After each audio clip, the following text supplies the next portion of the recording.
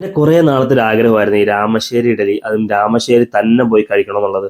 അതെന്തായാലും ഒന്ന് സാധിച്ചു കേട്ടോ. കാരണം ഒരുപാട് വെറൈറ്റി ഇഡലികൾ ഉണ്ടെങ്കിലും എനിക്ക് ഏറ്റവും ഇഷ്ടപ്പെട്ട ഇഡലി ഏതാണെന്ന് ചോദിച്ചാൽ ഞാൻ ഉറപ്പായിട്ടും പറയും അത് രാമശ്ശേരി ഇഡലിയാണെന്ന്. കാരണം അത് കഴിക്കുമ്പോൾ അത്രയ്ക്ക് നല്ല സോഫ്റ്റ്നെസ് ആണ്, നമ്മുടെ വായിലേക്ക് ഇങ്ങനെ അലിഞ്ഞു പോകും കേട്ടോ ആ ചമ്മന്തി കൂട്ടി കഴിക്കുമ്പോൾ. കാരണം ഈ രാമശ്ശേരി ഇഡലി ഉണ്ടായ ഒരു കഥയുണ്ട്, അത് ഞാൻ ഒന്ന് പറഞ്ഞുതരാമേ. പാലക്കാട് ജില്ലയിലെ രാമശ്ശേരി എന്നൊരു കൊച്ചു ഗ്രാമത്തിലാണ് ഈ ഒരു ഇഡലിയുടെ ഉത്ഭവം.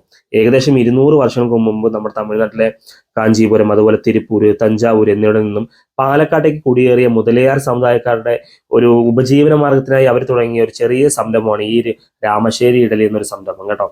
അപ്പം ഇവർ ഉണ്ടാക്കുന്നതിന് പ്രത്യേക രീതിയിലാണ്, ഇങ്ങനെ മൺപാത്രങ്ങളിലൊക്കെ ഉണ്ടാക്കി ഇങ്ങനെ സ്റ്റീം ചെയ്താണ് ഈ ഒരു ഇഡലി ഉണ്ടാക്കുന്നത്. അത് കാണാൻ തന്നെ ഇഡലി പ്രത്യേക ഉണ്ടാക്കുന്നത് ഒരു രീതിയാണ്. ദിവസം ഞാൻ ഇവർക്ക് ചോദിച്ചു ഡെയിലി എത്ര ഇഡലി നമ്മൾ ഉണ്ടാക്കും ചോദിച്ചപ്പോൾ ഞാൻ ആ ഞെട്ടിപ്പോയി. അതെ, ഏകദേശം ഒരു 3000-ഓളം ഇഡലി ഇവർ എന്തായാലും ഉണ്ടാക്കും കേട്ടോ. അത് മാത്രമല്ല നമ്മൾ ഈ രാമശ്ശേരിയിൽ കഴിക്കുന്നതിന് പ്രത്യേക രീതിയില്ല. ആദ്യം കുറച്ച് അവരുടെ മുളക് ചമ്മന്തി നമ്മൾ അങ്ങോട്ട് പ്ലേറ്റിലേക്ക് ഇടും.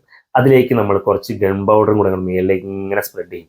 ആ ഗൺ പൗഡറിന്റെ മേളിലേക്ക് നമ്മൾ കുറച്ച് ഓയിലും കൂടി ഇങ്ങനെ ഒഴിച്ചിട്ട് നന്നായിട്ടൊന്ന് കുഴച്ച് മിക്സ് ചെയ്യും. കുഴച്ച് മിക്സ് ചെയ്തിട്ട് അതിലേക്ക് നമ്മൾ കുറച്ച് സാമ്പാറും ഇത്തിരി തേങ്ങാ ചമ്മന്തിയും കൂടെ ഒഴിക്കും. എന്നിട്ട് ഇങ്ങനെ കുഴച്ചിട്ട് കഴിക്കും. എന്താ ടേസ്റ്റ്! അപ്പം ഈ രാമശ്ശേരി ഇഡലി കഴിക്കാത്ത ആൾക്കാരുണ്ടെങ്കിൽ ഉറപ്പായിട്ട് നിങ്ങൾ ട്രൈ ചെയ്യേണ്ട ഒരു ഐറ്റം തന്നെയാണ് രാമശ്ശേരി ഇഡലി. അപ്പോൾ നിങ്ങൾ എല്ലാവരും പോയി ഒന്ന് ജസ്റ്റ് ട്രൈ ചെയ്യുക. ലൊക്കേഷൻ ആണെങ്കിൽ നമ്മുടെ പാലക്കാട് വന്നിട്ട് നിങ്ങൾ ജസ്റ്റ് ഗൂഗിൾ മാപ്പ് ഇട്ടാൽ മതി. രാമശ്ശേരി എന്ന ചെറിയൊരു ഉൾഗ്രാമമാണ്, ഉള്ളിലേക്ക് കുറച്ച് പോകണം.